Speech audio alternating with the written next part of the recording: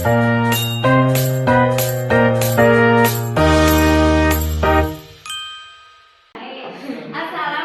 warahmatullahi wabarakatuh.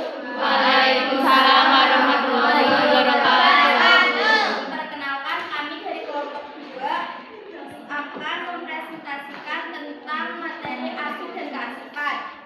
Sebelum memulai presentasi, izinkan kami untuk memperkenalkan masing-masing anggota dari kelompok kami. Saya Ismi Sarah Fatur sebagai moderator. Saya Sally Febrianingsi sebagai pemateri. Saya Sigolda Musabia sebagai pemateri. Saya Akunina Lubida sebagai pemateri. Saya Warung Cemas sebagai pemateri. Tanpa berlama-lama, saya persilakan pemateri untuk memulai presentasinya. Pengertian arsip. Arsip adalah rekaman informasi yang disimpan sebagai bukti dan sumber informasi.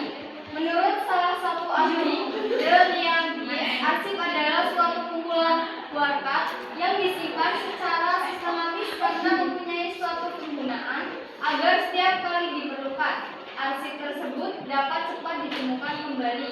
Kearsipan adalah proses mengelola arsip agar tersimpan dengan baik dan mudah ditemukan saat diperlukan. Hal ini penting agar arsip-arsip tersebut terlindung dari bahaya yang dapat menyebabkan terjadinya kerusakan arsip. Jadi intinya arsip adalah sebuah dokumen penting yang disimpan dengan rapi agar mudah ditemukan suatu saat nanti. Sedangkan kearsipan adalah cara mengelola dokumen agar tetap rapi, aman, dan mudah ditemukan suatu saat nanti.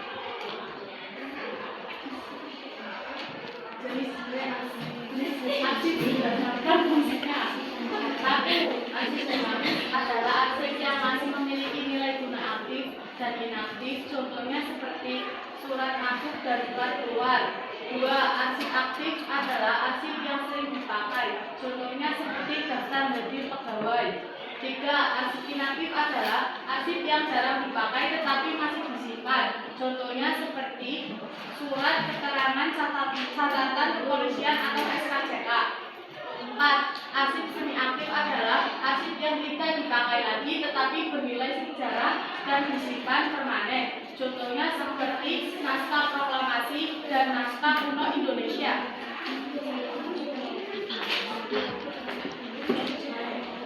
Fungsi kearsipan yang pertama sebagai alat pengingat bagi organisasi, karena dalam arsip terdapat kegiatan-kegiatan yang dilakukan oleh organisasi tersebut. Yang kedua sebagai alat bukti yang autentik. Jika arsip tersebut akan digunakan suatu hari nanti, maka arsip tersebut bisa digunakan sebagai alat bukti yang sah. Yang ketiga sebagai bahan untuk perencanaan dan pengambilan keputusan. Yang keempat sebagai barometer kemajuan organisasi, karena arsip bisa menjadi tolak ukur kemajuan sebuah organisasi. Yang kelima membantu kelancaran organisasi, dan yang keenam sebagai bahan dokumentasi. Tujuan kearsipan: satu, memastikan setiap dokumen tersimpan dengan aman. Berarti dokumen itu dipastikan tersimpan dengan aman, jauh dari rayap ataupun air dan bahan-bahan yang berbahaya. Kedua, memudahkan ditemukan kembali saat dibutuhkan. Yang ketiga, menjaga kerahasiaan. Keempat, mendukung kelancaran administrasi. Dan yang terakhir, mendukung pengambilan keputusan yang akurat. Selanjutnya, pentingnya pengelolaan arsip. Pengelolaan arsip yang baik sangat penting untuk memastikan semua dokumen penting seperti surat dan data atau bukti transaksi mudah ditemukan saat dibutuhkan dan mencegah kehilangan data, menghemat waktu dan tempat.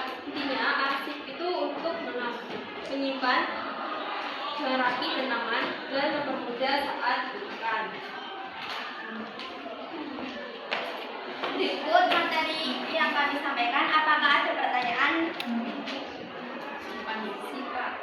Perkenalkan, saya Syifatul Makfirah dari kelompok 3. Saya ingin bertanya, apa tindakan yang harus diambil jika suatu arsip telah habis masa simpannya? Nama saya Naifa Ziza, absen 21. Bagaimana cara memilih sistem kearsipan yang tepat? Pertanyaan dari Syifatul Makfirah: apa tindakan yang diambil jika arsip telah habis masa simpannya? ke perusahaan arsip. Pendahuluan pada arsip yang tidak memiliki nilai administratif, hukum maupun histori. Pemusnahan harus dilakukan sesuai prosedur yang telah dibuat berita di acara. Cara kedua itu penyerahan arsip tadi. Arsip yang memiliki nilai sejarah atau nilai permanen diserahkan ke lembaga kearsipan untuk dilestarikan. Kemudian pemindahan arsip. Arsip yang sejarah digunakan, tetapi masa simpannya belum berakhir digunakan oleh kerja ke pusat arsip atau rekor presentasi.